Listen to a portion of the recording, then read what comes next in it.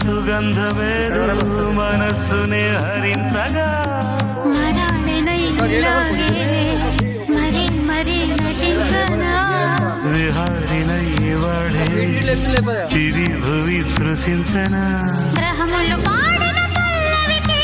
జాబిలి ఊగెనులే కొమ్మను తాకిన మరికే కోయిల పుట్టెనులే ఒక సౌఖ్యం తనువంతా చలదేవి క్షణాలలో అందాలలో మహోదయం భూలోకమే నవోదయం నీలాకాశం దిగివ